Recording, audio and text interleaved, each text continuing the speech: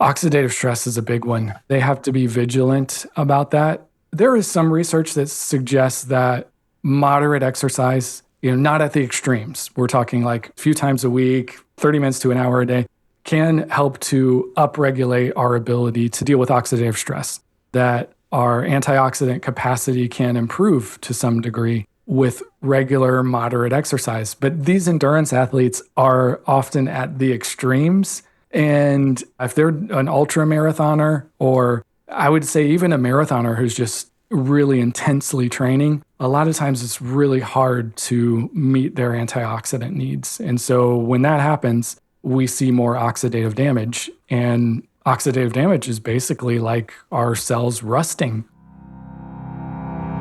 Welcome to Personalized by VitaminLab, the show where we dive deep into the world of personalization in healthcare. I'm your host, Dr. David Duizer. Please remember that the following discussion is for educational purposes only and is not intended to diagnose or treat any disease. Speak with your healthcare practitioner first before integrating anything that you learned today. Join us as we explore the remarkable stories, breakthroughs, and possibilities that come with the pursuit of personalized healthcare.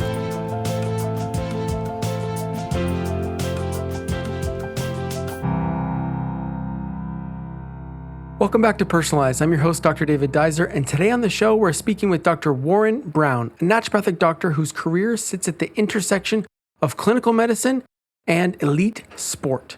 He earned his doctorate from Bastyr University's School of Naturopathic Medicine, followed by a CNME accredited clinical residency in Tacoma, Washington, training that gave him a rigorous foundation in both primary care and functional lab interpretation.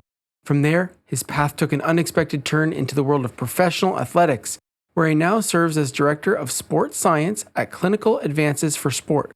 In that role, he uses advanced multi-omic laboratory strategies to help athletes recover faster, train smarter, and perform at levels most of us can only imagine. Dr. Brown is also a contributing author to the Integrative Sport and Exercise Nutrition textbook, and he works as a laboratory consultant to professional and Olympic athletes, including teams across the NFL, NBA, MLB, MLS, and motorsports. What sets him apart is his ability to take dense, technical laboratory data and turn it into clear, practical guidance that coaches, clinicians, and performance staff can actually act on. In our conversation, we get into what these labs actually reveal, how they change the way athletes train and recover, and what the rest of us can learn from performance science that's normally reserved for the world's best competitors. Please enjoy our conversation with Dr. Warren Brown. Welcome back to Personalized. I'm your host, Dr. David Duizer, and I'm here with Dr. Warren Brown. How are you doing today, Warren? Doing good, Dr. Duizer. It's good to speak with you today. Good to be here. Yeah, well, and nice to meet you for the first time. I've been following you for a bit now because you have been working with athletes and focusing in with this population that I'm so interested in supporting and helping. And pretty much people know that I use this platform, this podcast to like advance my knowledge. And I think in turn, it helps practitioners, not only the ones who are starting out, but the ones who have been in practice for a while, but especially the ones who are starting out. Because a significant portion of people getting into integrative medicine, functional medicine, are trying to get into performance and athlete support and full-on optimization of the human. And I see athletes as being the best kind of case study for that. So tell me, how did you get into this world of naturopathic medicine, performance optimization? Tell me a bit about your story. Yeah, well, I got into naturopathic medicine following an accident that I had, and I had to do some rehab. I was hit as a pedestrian, and so I had some knee and hip injuries, and I had to do some rehab, and my PT and my orthopedic doctor sort of inspired me to pursue medicine. I was actually a business management major in college, and this accident happened 2 weeks before graduation. And I thought, maybe I'm doing the wrong thing. And maybe what I'm doing now I can do, on a part-time basis. I can do my hobbies, which was sports car racing at the time. Cool. And I can do that on a part-time basis, and then I can do medicine on a full-time basis because I'm really into this. So that sort of got me looking at conventional medicine, and I didn't want to be a specialist. I wanted to be primary care. I liked the variety and seeing lots of different things and not knowing what's coming in the door. And so I just looked at the curriculum and I just felt like, nutrition was underrepresented in most of the conventional programs. Well, all of them that I looked at least. And I felt like prevention was also lacking. And that's really where I felt like I could make the most difference. And that's where I had the most interest. And so that pushed me towards naturopathic medicine. And as I started to go through the program, I started to learn all these really cool things. And then I did a residency in Tacoma, Washington after I finished. And there was a local semi-professional soccer team there at the time that was, needed some help with nutrition plans for some of the athletes. And so I started doing that. And then that experience sort of put me into that world, into the sports performance world. That's just the kind of client that I've attracted since that time. So, oh, very cool. I love it. It's what lights me up. It's what really just gets me excited and keeps me engaged. And I also started working for a laboratory. So Genova Diagnostics, I'm the clinical science liaison at Genova Diagnostics in addition to my own private practice. And that has also helped me to dive deep into testing, which fits really well into this picture of optimization and specifically for the athlete. So that's sort of the long version of it. Completely. And were you an athlete yourself, or are you still? Yeah, I still do some sports car racing, mostly on a recreational basis. There's a sports car racing track pretty close to where I live called Road Atlanta. It's one of the best tracks in the States. So I'd still do that from time to time, but I like hiking. I like boxing. I like, all kinds of different training.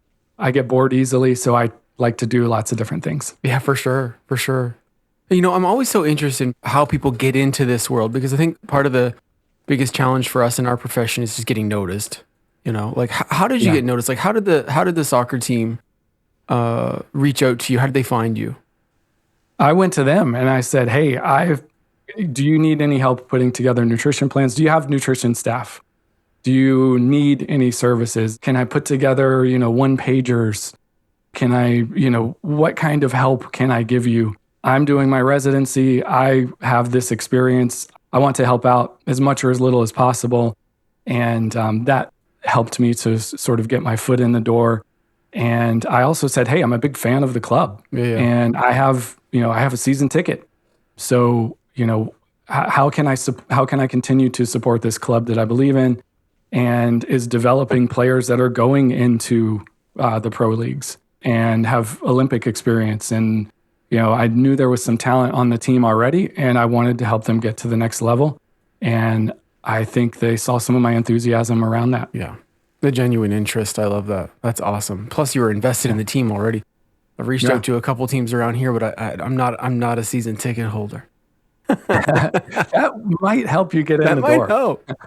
That really might. I mean, it's a good lesson for our new grads, right? Like when you're trying to carve out a career or map out, like, what am I going to be doing? How am I going to fulfill this purpose that I have? You have to kind of create your own luck in certain circumstances. Like you got to reach out to people. Yeah, absolutely. Did you have failures before that? Did you have other teams you reached out for, or was this like one for one? I reached out to the pro team. I reached out to the pro team in the region. So it wasn't the semi-pro team, but I didn't hear anything back from them. Maybe I got an email or two back, but it was actually just more convenient for me to stay in my area and support the team that was right there in front of me. So that seemed to work best for me. And now I'm, through my work with the laboratory, on a pretty regular basis, I'm looking at test results for Olympians, for very high profile athletes, and working with some performance staff at very top level, top tier teams. Sweet. I'm in there indirectly now. Yeah. So, Yeah, completely. Not everyone in our profession gets into functional testing. Like it's not every single person. People might look at naturopaths and think, oh, they all do the same things, but we definitely don't. And a lot of people stick to conventional tests and don't venture into the world of, advanced stool testing and urine testing. And how did you get into this? Like, was it part of your internship? Like, how did you dive really far into functional testing? That's a good question. There were some specialty labs that were being used by my residency supervisor, and they were, not the conventional blood labs. They were occasionally stool test. It was also advanced nutrient testing, using different methods to look at hormones. And that sort of exposed me to it. And then I got a little bit of training on stool testing in the curriculum in school. Yeah. And then I was always intrigued by it.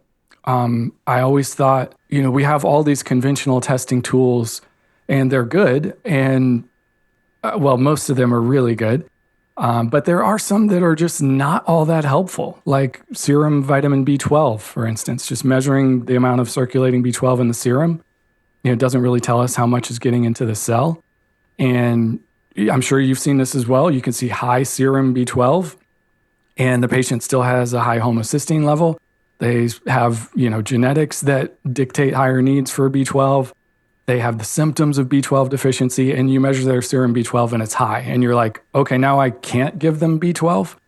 And it's like, that doesn't make any sense. So I started looking at methylmalonic acid, and then that sort of got me into organic acids because methylmalonic acid is an organic acid. And then you cast the net wider. And, this is organic acids and amino acids, most of what's in that chart behind me. And that sort of helped me to sort of put the pieces of the puzzle together. And you start with looking at mitochondrial function, or I started with looking at mitochondrial dysfunction, looking at some of the organic acids in the Krebs cycle. These are produced by mitochondria. And then I started looking at other aspects of amino acid metabolism. And then I started looking at fatty acid metabolism. And all of these pieces fit together. They're all important, but they're not always tested for. And in conventional lab testing, we're only getting a sliver of the information about the rest of the metabolome, which is what this is. VitaminLab revolutionizes personalized supplements, empowering health practitioners to create tailored supplement formulations that address each patient's unique needs. Bring personalized health to your practice and choose from over 200 professional-grade ingredients to create vitamin formulas that improve patient adherence and result in tangible outcomes. All ingredients are sourced from the world's most trusted suppliers, and VitaminLab provides hands-on support to help you formulate and launch personalization to your patients. Say hello to a new era of personalized supplement solutions. Go to getvitaminlab.com/personalized to save $100 off your first formula. Definitely. Yep. Yeah, I fully hear you on that. I mean, we in our practice now, we've got to see like 30% of my day is spent working with athletes. And one thing that I have found is that I kind of have this like really nice conventional panel that covers all the main things you might consider. Metabolic panel, lipids, glucose, mostly normal, right? But like mostly normal with people who are insanely fit and healthy overall, 30-year-old athletes, whatever. But maybe they're not performing their best, right? Like, or they're not recovering as well as they could, or other aspects of their life, like focus during the day is a problem, or maybe they're getting sick a little too often. Like, is that kind of story what led you into kind of wanting to go deeper into this? Like, what I guess, what is the athletic profile where maybe you think, oh shoot, we need to have an organic acids test here? Yeah, I think working for the laboratory was a big part in me just going from looking at methylmalonic acid to looking at all of the organic acids. And that certainly had a big influence on me. And I saw what it could do and what it could tell us. And then I would see patients get better from it. And I would see athletes say, I had 3 ankle sprains over the last 5 years, and I haven't had one in, 2 years so far. Or I feel like I'm ready to bounce back after my long workouts more quickly, or I'm getting, the extra few reps than I normally get in some of my routines. I'm stronger in my training routines. And I attributed that to the insights that I would get through testing. So working for the laboratory sort of set that ball in motion more quickly, and then seeing the results, help that to snowball even further. Yeah, right. Okay, definitely. I feel like we should double click on the organic acids test since we're already kind of there. Like, can you tell me about Okay, so obviously I know well about it. I run it all the time, but can you tell the audience what an organic acids test is, and other than methylmalonic acid, what else is covered? Yeah, organic acids are low molecular weight compounds that basically serve as receipts for these important metabolic pathways in the body. Most metabolic pathways in the body are driven by enzymes, and they convert one organic acid to the other in a pathway. And those enzymes, as you know, have nutrient requirements, magnesium, B vitamins, other minerals, etc. So a lot of that is driven by enzymes. And the reason why the body uses enzymes to make these conversions is because, as you know, enzymes make these reactions happen more quickly. If we're just dependent upon spontaneous conversion, then we probably wouldn't live very long, and we probably wouldn't perform very well, and a lot would probably go wrong in the body.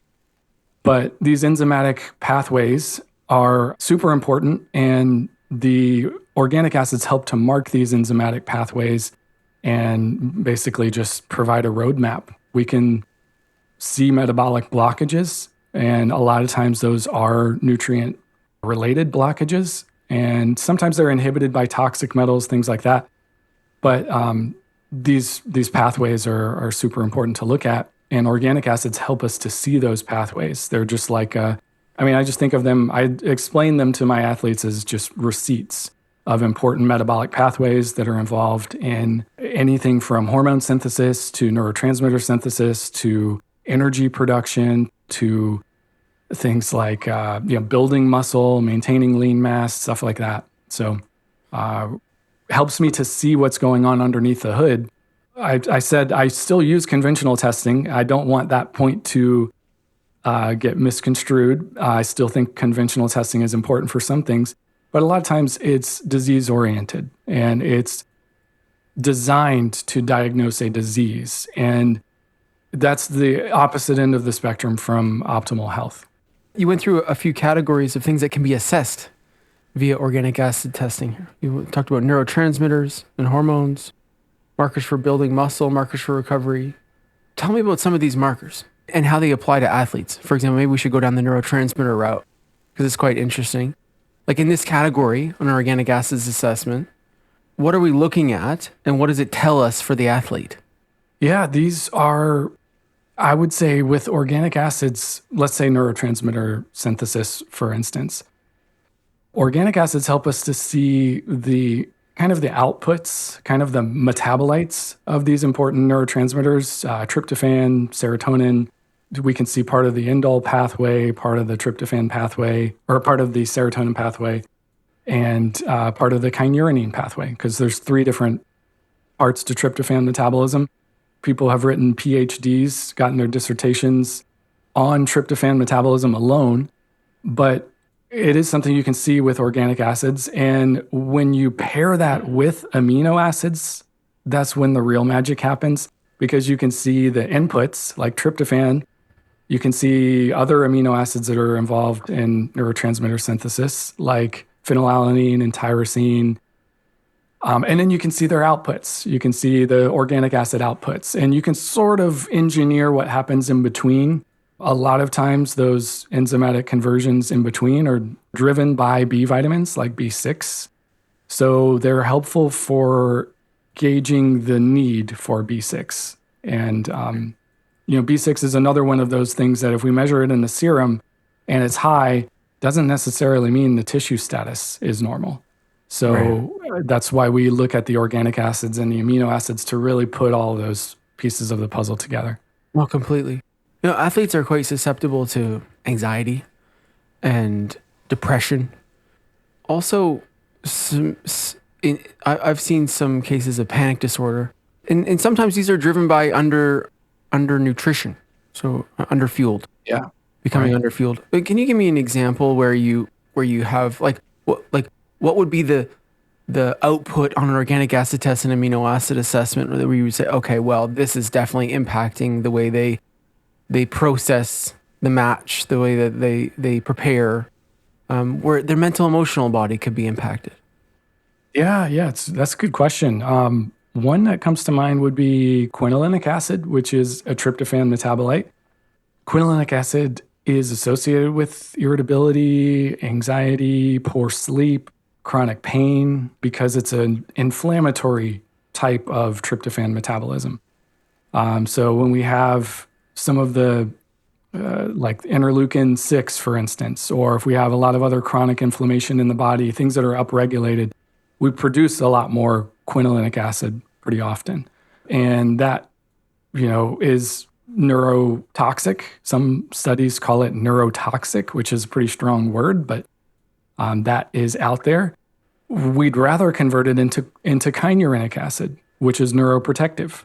So both come from tryptophan. Quinolinic is neurotoxic, kynurenic is neuroprotective, and a lot of times chronic inflammation drives that conversion towards quinolinic acid.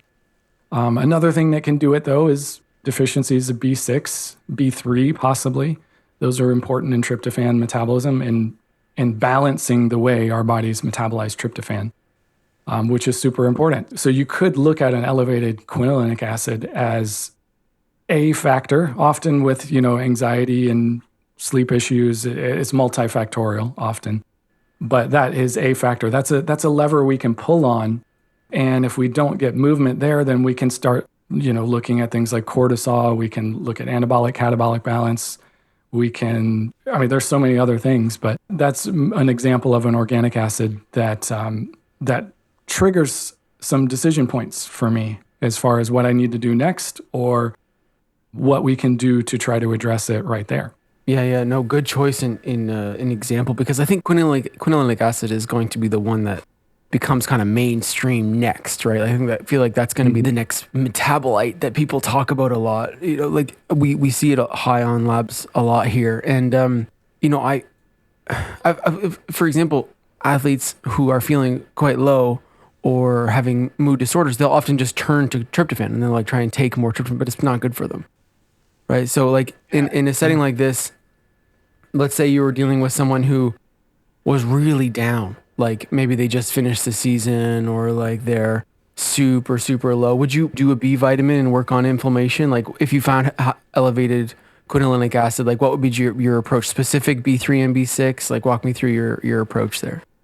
Yeah, that's the first thing I think of. And if we're also seeing that in some of the other organic acids where there's a B6 or a B3 requirement, if we're seeing that as a trend or a pattern within the rest of the test, I think it builds a stronger case for it. And as you've seen in some of the organic acid tests, they have algorithms that look at these different pathways that require a nutrient like B6. And if they see, 14 different pathways where B6 is involved, where something's building up, that builds a much stronger case for it. And saves us from having to interpret every single little organic acid. So often it is helpful to look at the bigger picture, and some of the algorithms built into the testing can help with that. Yeah, that's important to say. I feel like when patients see this big report, right, and they see 25 pages or whatever, and they see like an individual line that says, hey, this one nutrient moves the needle in this, they want to double down on that. And I find it hard sometimes to communicate that you have to look holistically, like you got to look at the whole picture here. Yeah. But that's a really good way of putting it. Like, so it's like you're looking for, more items to kind of tip the scale on that. Yeah, exactly. What do you think about the other categories in organic acids? Like I know that there's this dysbiosis category and there's detoxification, like a uric acid oxalate kind of category. Lactate can be measured here. Tell me a little bit about either like let's start with the detoxification pathways, because I think those are very interesting from an athlete perspective. Like, obviously the test is accounting for hydration status. So that shouldn't be, because a lot of athletes are super dehydrated, right? Like we know that pretty well because people don't take care of it well enough. But tell me about the detoxification component and what you're looking for there. Yeah, the detox pathways, there are organic acids like pyroglutamic acid, which is involved in glutathione recycling. So that tells us, glutathione's a super important antioxidant for the liver and really for the whole body, but plays a big role in the liver. And that's where, it's a major organ of detoxification. So you can look at that, but you can also, there are some tests that like the NutriVal from Genova Diagnostics, which also measures glutathione directly. So you could put those pieces of the puzzle together. and start to look for those connections within the report. And I always think that the data, as you look across different pathways, it gets clearer often.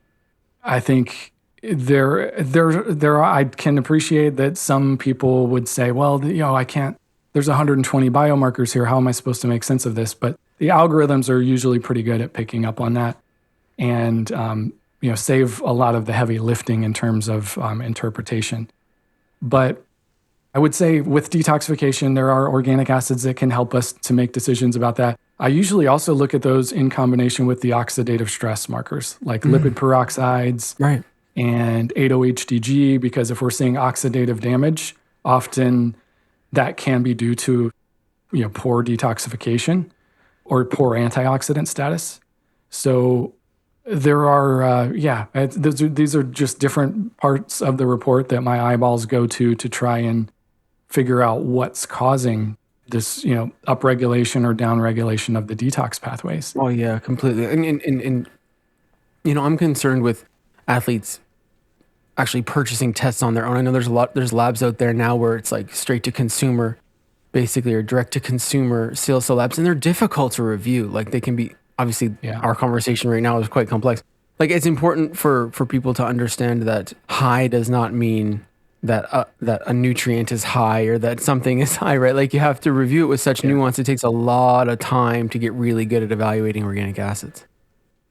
It does. It's kind of like, our conventional colleagues would appreciate, if they're looking at an MRI, if they're a radiologist looking at an MRI, it takes years to interpret that correctly because there's all kinds of artifact that you have to be sort of trained to look over. And there's some stuff that, even with most imaging, I would say that's true. I think there's going to be some influence from AI in the future, and maybe even now to some degree. But it's hard for me to imagine that replacing someone with years of training and knowing the clinical picture, knowing the background, knowing maybe the genetics, knowing maybe, other aspects that dictate the efficiency of these pathways. So there's a lot of nuance, and I always am for patients empowering themselves and gathering more data and making reasonable decisions based on that data. But if they're making decisions that are significantly altering the entire trajectory of their life, or if it's triggering a lot of anxiety, or, if it's just not really serving them, then I think having somebody like yourself on board will really help to make more sense of everything and add some valuable context. Got to have an expert there. Do you have any experience with endurance athletes? Yeah, a lot of endurance athletes. I would say, most of my athletes right now are endurance athletes, but I do see quite a few power athletes as well. Oh, nice. Okay, so on the endurance athlete side of things, you must see people getting depleted, right? Like people getting really burnt out, and especially people who are restricting their nutrition as well, because a lot of endurance athletes are also trying to become leaner while they're training, which can create a significant mess. Any patterns that you see on organic acids in this population? Oxidative stress is a big one. Okay. They have to be vigilant about that. There is some research that suggests that moderate exercise, not at the extremes. We're talking like, moderate exercise a few times a week, 30 minutes to an hour a day, can help to upregulate our ability to deal with oxidative stress. That our antioxidant capacity can improve to some degree with regular moderate exercise. But these endurance athletes are often at the extremes. Mm-hmm. And if they're an ultra marathoner, or I would say even a marathoner who's just really intensely training, a lot of times it's really hard to meet their antioxidant needs. And so when that happens, we see more oxidative damage. And oxidative damage is basically like our cells rusting, essentially. Rust on metal is oxidation. So if we imagine that happening in the body, that's happening to our cells, and our cells are super important for doing everything we need. So getting that balance right between oxidation and antioxidants is really important. As you said, because of their diets, sometimes they're doing extreme things with their diets and not getting enough antioxidants. And supplementation can be an important part of addressing that. But yeah, that's probably one of the most common things I see in organic acids. One of the most common things I see in hormones is cortisol running high for too much of the day, and even leading to blood sugar dysregulation over time, where they're like, I'm super lean. Why is my blood sugar high? Why is my A1C high? I have no fat on me. I don't eat sweets. Why is that? Well, it's cortisol being chronically high, mobilizing glucose, and just flushing their body with glucose on a much more regular basis than most normal people. And then we start to see the insulin resistance and the A1C high, and they're like, this doesn't make any sense. Why is it high? So yeah, those are probably two of the biggest problems that I see. Okay, let's dive into number one. Is it 8-OHDG and lipid peroxides Yeah, those are the ones. that you're measuring for the oxidative stress in endurance athletes? Yeah, I'm thinking for my patients who might be watching. Well, what might be interesting, right? To test, like in a situation like this where maybe the training feels like, oh, this is getting to be too much, or I'm my times are actually getting slower, even though I'm following the program exactly perfect. What the heck is happening? And so 8-OHDG, lipid peroxides, anything else on the oxidative stress side that you might look at? You mentioned the oxalate markers. Some of those oxalate markers can be elevated due to oxidation. They're not as specific as 8-OHDG or lipid peroxides, but they're part of the glyoxyl pathway. The glyoxyl pathway can be upregulated because of oxidation. That's one of the things that pushes that pathway. So yeah, I mean, those could also be worth looking at too. Oxalic acid is one of those markers. And we think about 60% of oxalic acid is produced endogenously in omnivores. So if they're not eating a lot of oxalate and you see the oxalic acid really high, sometimes that can be due to oxidative damage. Interesting. And not due to oxalates in the diet. Wow, okay, I never knew that. Okay, very cool, very cool. And what's the approach on the oxidative stress side of things? Like, are you mostly tailoring their diet to be more potent in antioxidants? Are you intervening with supplementation? I'm sure there's nuance and people get different programs. But like, what triggers what? Like, how do you know what to do? Yeah, you're right. You're right. The diet and supplements are kind of the easy, maybe most direct way to address that. I think it's important to measure oxidation before treating it with antioxidants, especially supplemental antioxidants, because too much antioxidant can actually interfere with adaptations to training. So if we take a bunch of glutathione and don't need it, then we'll slow down some of that muscle remodeling that happens after training. So we don't want to over supplement with antioxidants because it's counterproductive. And that's why it's important to measure oxidation. I think, I can appreciate not every situation we can order an organic acid test or look at oxidative stress markers, but I think most of them, we can check those markers, and for a fairly affordable situation. In some ways, I think can be really helpful for just adding precision to the treatment. The other aspect that's often forgotten about with oxidation is, are they flushing? Is there something in their environment that's causing oxidative stress, like a toxin, like a heavy metal? I think about this in the sushi eaters who eat a lot of, tuna, or they're, trying to add more fish to the diet, and they go to tuna, or they go to some of the bigger fish that can accumulate more toxins, or they're doing farmed fish, and then there can be things that are addressable pretty easily through their diet that are adding to their toxic burden.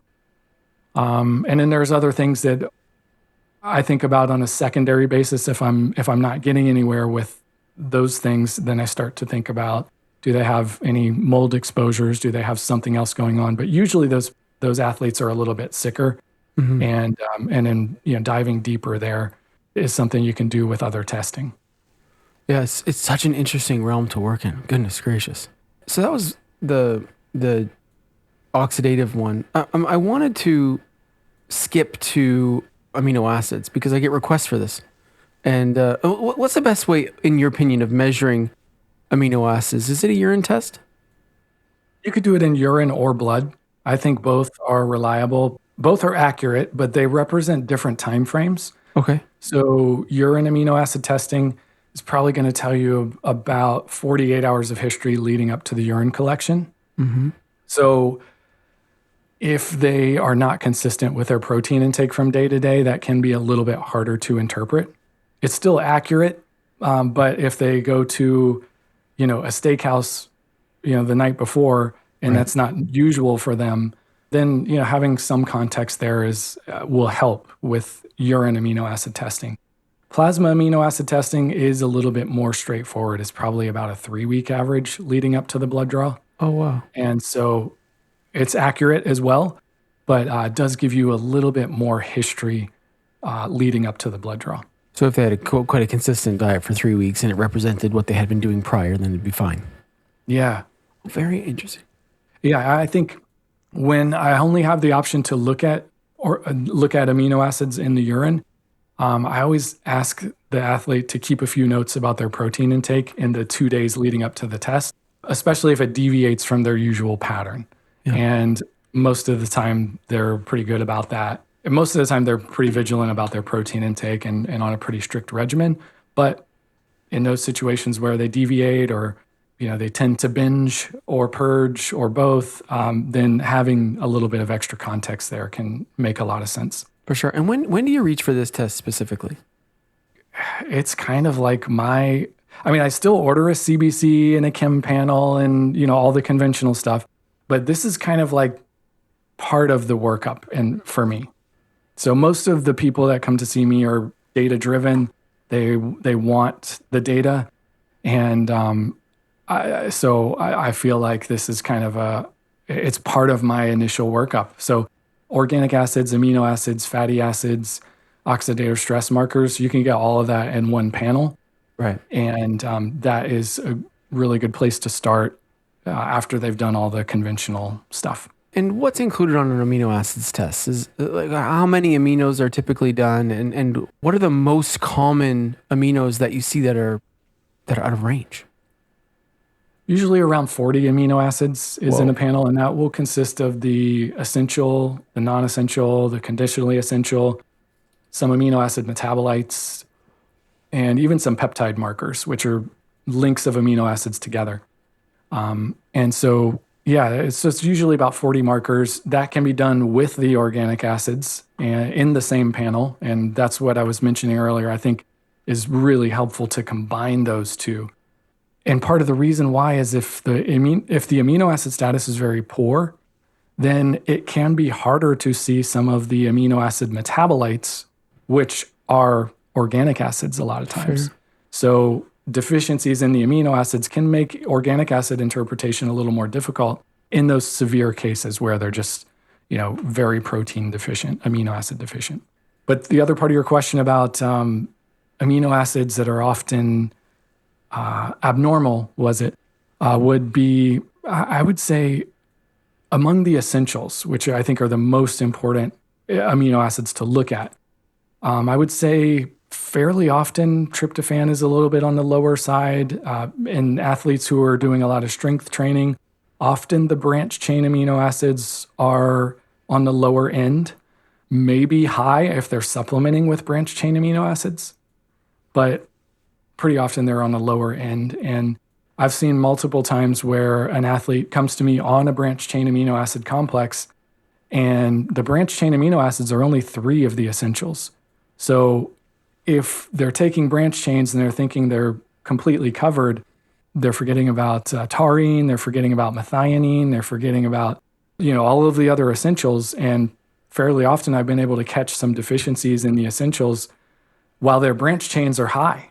Right. So it is one thing that probably makes more, in those situations, probably makes more sense for them to go for an amino complex rather than just the branch chain amino acids.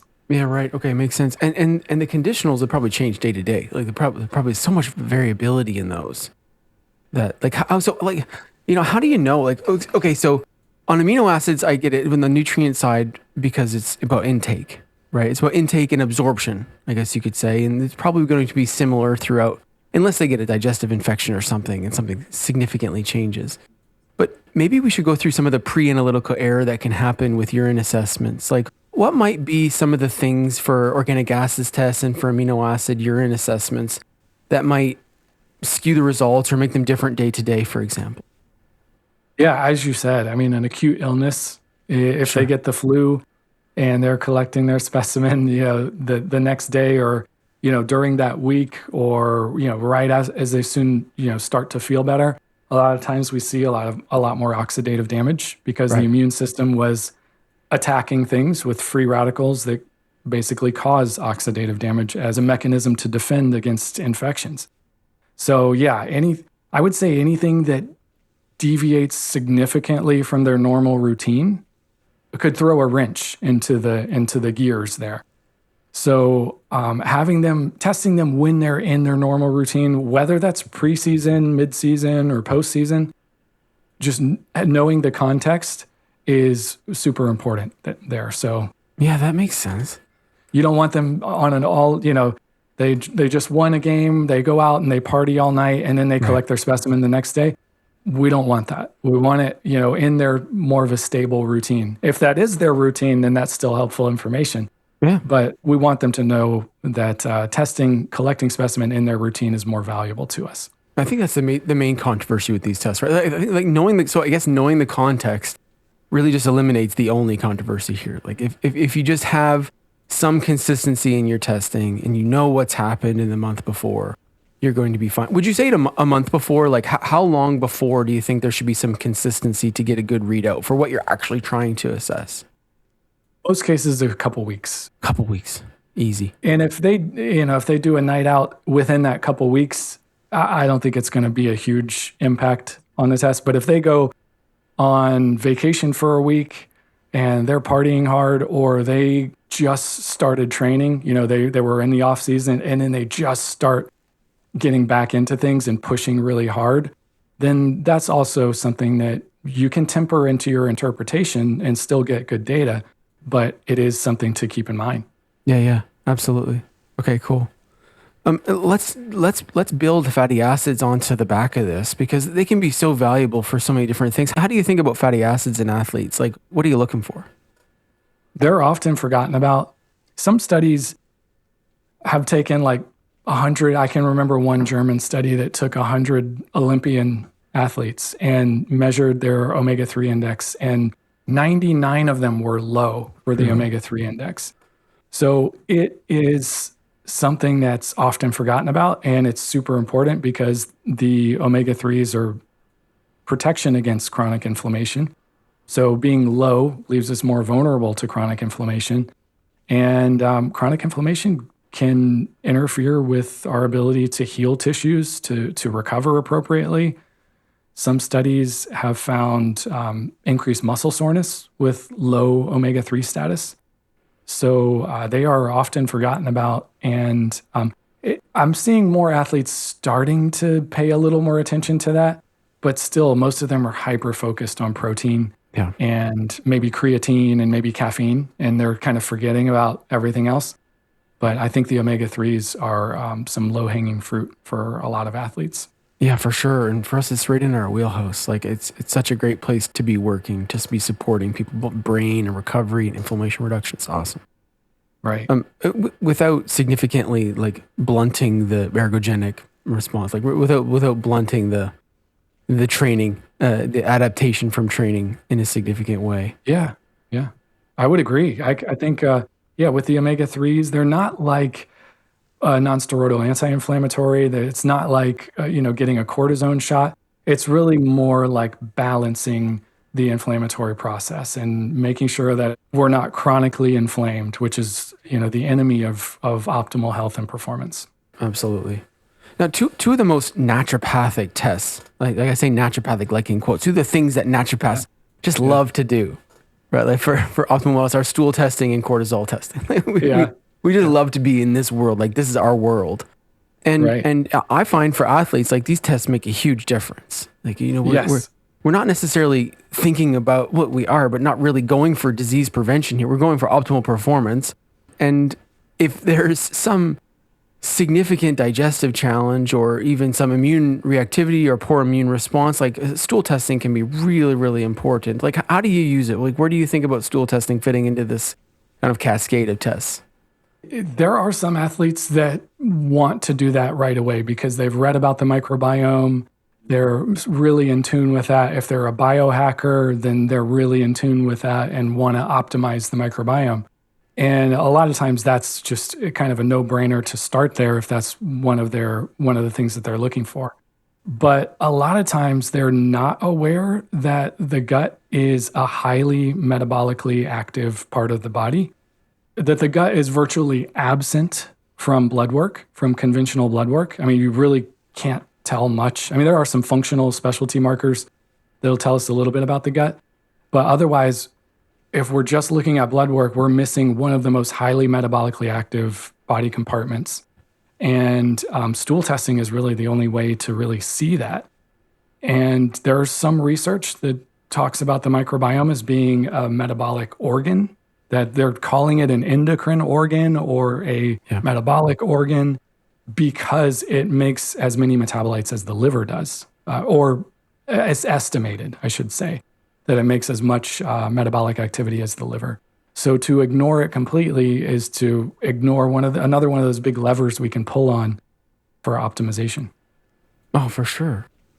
For sure. Like, what are some of the situations? Like, so I know that you have panels and people are coming in and getting a full kind of scope, but like, where do you think about like maybe symptomatology or from a performance standpoint, what kind of information can you gather from a stool test that might actually help an athlete?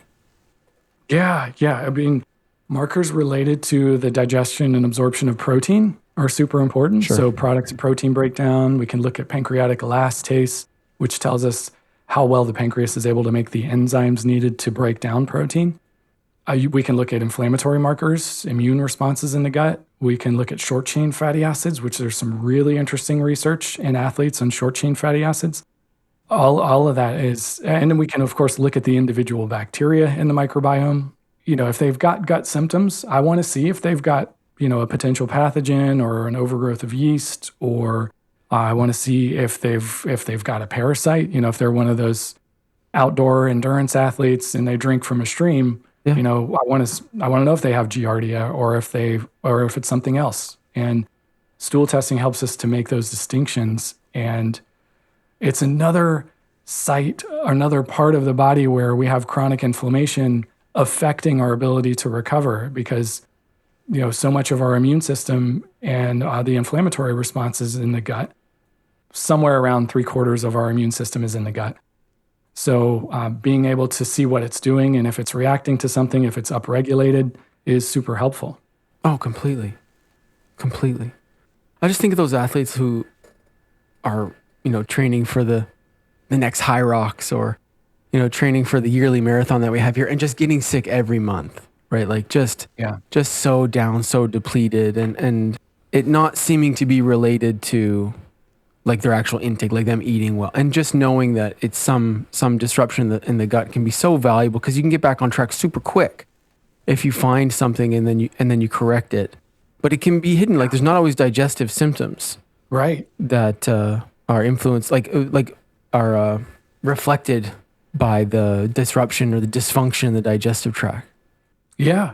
Sometimes it's fatigue, and it's their immune system is just upregulated in the gut and it's reacting to even some healthy foods, or it's reacting because there's an overgrowth of some kind of bacteria, or there's something that's causing that immune system to really upregulate and increase the demand of energy in the gut. And that can leave us less energetic for other important stuff we need to do in competition or training. And I think it's one of the values of stool testing is we can look at that immune response and then we can rule out other things. And I'm sure you've seen this as well, how some athletes are like, yeah, I'm always gassy, but that's just normal for me. And they have this symptom and they just dismiss it as normal. And it's like, that's not normal. It's not normal to get diarrhea before your races. It's not normal to have to stop halfway through and just vomit.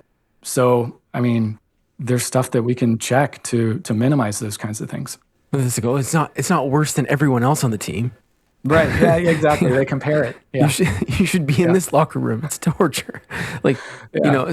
now I see a lot of athletes too who get really bloated, right? Like just super bloated and heavy after meals and can't do pregame food and like can't follow the structure that we set up for pregame nutrition or pre-event nutrition because of the bloating and how significant it is. And they have to go through these cycles of like trialing foods.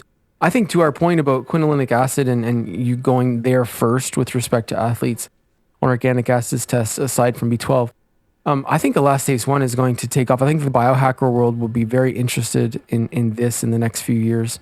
Because elastase 1, like I know that the labs, and I'm probably Genova has a number as well that they really like to see people at. But I know the labs that I've all talked to, it was like they have a reference range, but then they have an optimal for elastase, like what they're we're actually looking for 800 or whatever. We're not looking for 200 here. Talk about maybe a little bit about bloating and fatigue after meals with athletes. I know this could be related to blood sugar and insulin, all of those as well. But like have you found elastase 1 valuable in your treatment programming? Yeah. And you're spot on with pancreatic elastase 1. The reference range is normal above 200 in most stool tests, and that's considered normal. But there's some research that came out fairly recently that recommends being above 500. So sometimes the research comes out and then we see that and we're like, huh. And then we also see that the protein products also measured in the same test are maybe borderline high with a normal elastase, between 200 and 500. And then we're like, yeah, that starts to make a lot more sense. And I know hydrochloric acid can be involved in protein digestion as well, but when you're looking at, hundreds of or thousands of test results and you start to see that sort of reaffirms it. But yeah, over 500 is what we like to see for elastase. Over 800, probably better. But the lab that I work for measures it as up to 500. And then when it gets over 500, we'll just say it's greater than 500. But yeah, it's important. And as you said, with the biohackers, I mean, they're always thinking, peptides, it's just been everybody's fascination over the last several years. But peptides are made of amino acids, and amino acids are made when we consume protein and we break down that protein appropriately. There's a relationship there. I won't say, amino acids work the same as peptides, but they are made of amino acids. And I think that is kind of maybe the next, one of the next trends or hot topics. Yeah, for testing. Very cool. Yeah, really cool. I have never seen a peptide as reported on a lab, so I got to get in there. I got to get into that. There are a couple. Yeah, a couple. I would say maybe not in the traditional sense of like we see a low level and then we think about a peptide therapy, but there are some peptides that we use to help us determine if protein isn't being completely broken down. Right. And those are usually listed on the amino acids page. Like in Genova's reports, they're kind of in the lower right side, but they're called dietary peptide related markers, and you can think of them kind of like partially digested protein in some ways. Yeah, very cool. That's interesting.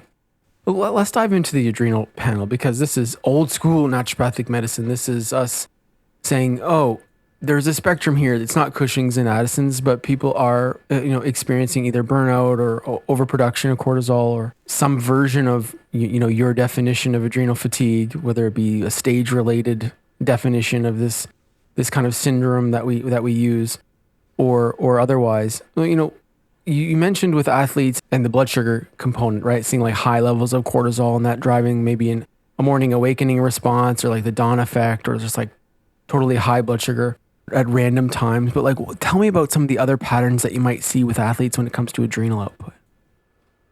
Oh, it's all over the map, really. Yeah. With cortisol, diurnal cortisol testing, which is a very valuable tool. Partly because the symptoms of chronically elevated cortisol look almost identical to low testosterone and low androgens. And a lot of times the power athletes are focused on, testosterone and DHEA, and they're like, well, I need to take more because I feel fatigued and I'm having trouble sleeping and I'm putting weight gain around the middle. And it's like, those are all symptoms of chronically high cortisol. So you may not necessarily need to just ramp up on DHEA and testosterone.